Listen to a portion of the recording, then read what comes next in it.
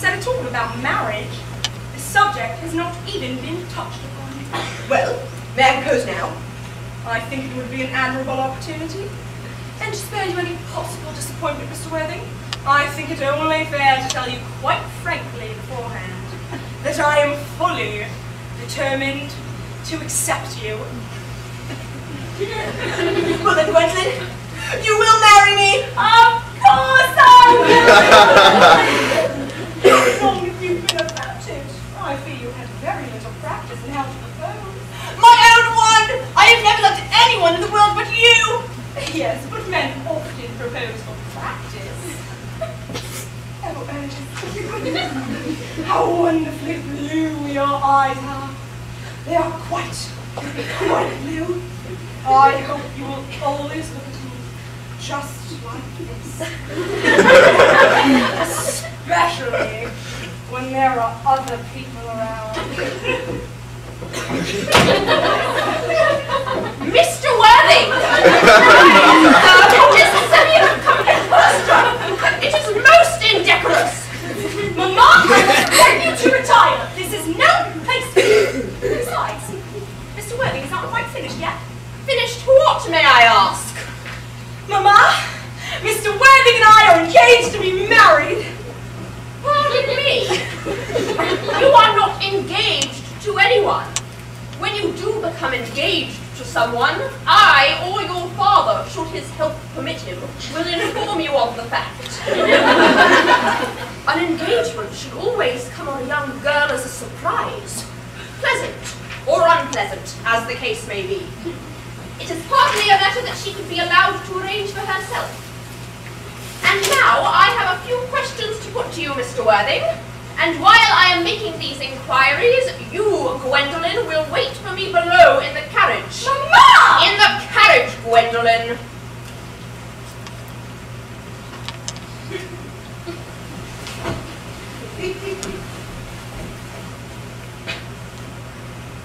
Gwendolyn, the carriage. Yes, Mamma.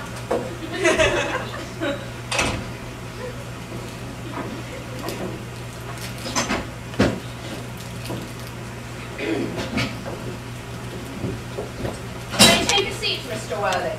Thank you, Lady Bracknell. I prefer standing. I feel bound to tell you that you are not down on my list of eligible young men, although I have the same list as the dear Duchess of Bolton has. We work together, in fact. However, I am quite ready to enter your name should your answers be what a really affectionate mother requires. Do you smoke? Well, yes, I must admit I smoke. I am glad to hear it. A man should always have an occupation of some kind. There are far too many idle men in London as it is. How old are you? 28. A very good age to be married at. I have always been of the opinion that a man who desires to get married should know either everything or nothing. Which do you know? I know nothing, Lady Bracknell. I am pleased to hear it.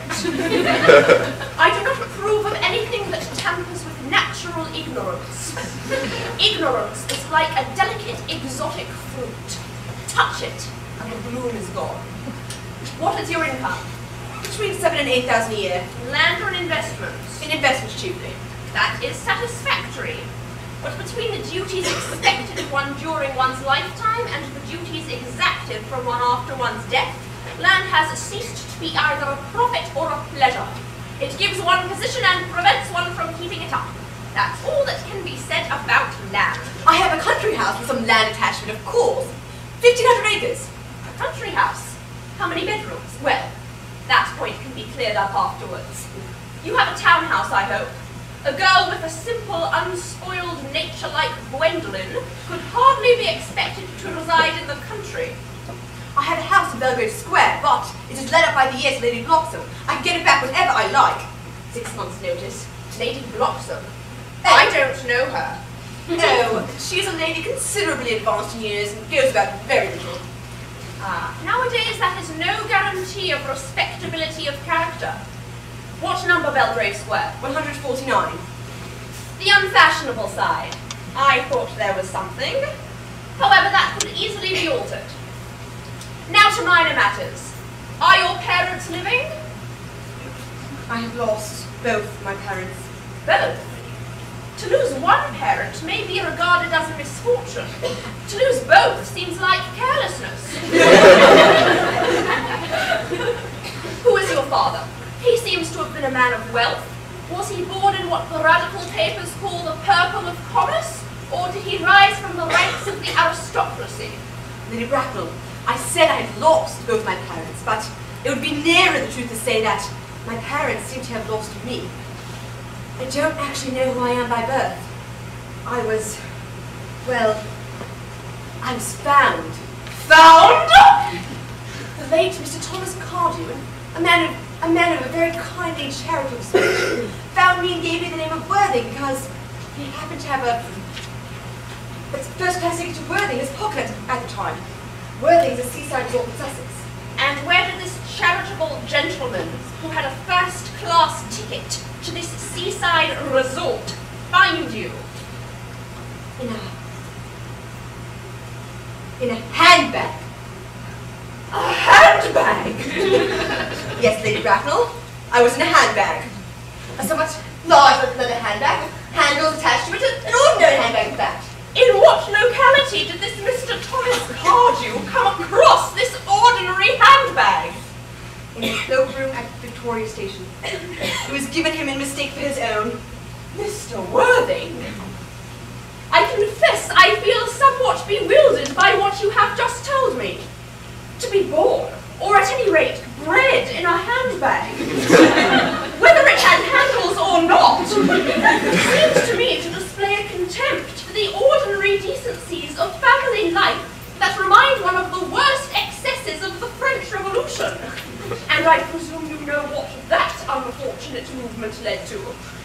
As for the particular locality in which the handbag was found, a cloakroom at a railway station might serve to conceal a social indiscretion, has probably indeed been used for that purpose before now.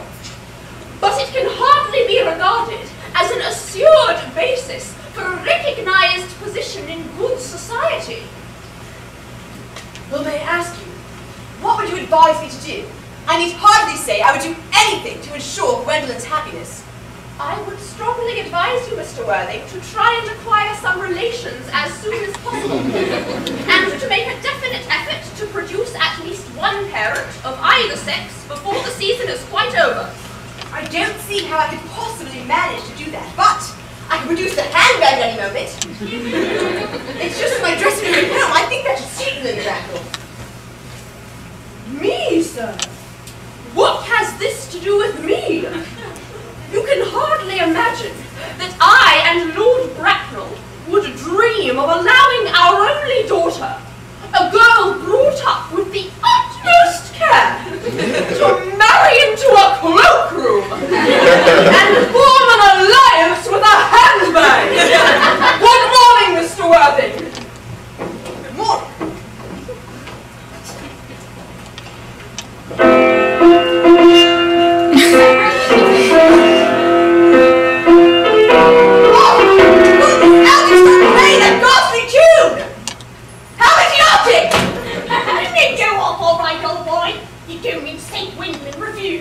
Well, according to Gwendolyn, we are engaged. Her mother, on the other hand, perfectly unbearable. Never met such a gorgon. Don't think that Gwendolyn can become like her mother in 150 years, do you, Algie? All women become like their mothers. What is their tragedy? No man does. What is his? Is that clever? It is perfectly phrased and quite true as any observation civilized life need be. I am sick to death of cleverness. Everybody's clever nowadays. You cannot go anywhere without meeting clever people. The thing has become an absolute public nuisance. I wish to goodness there were a few fools left. We have. I should extremely like to meet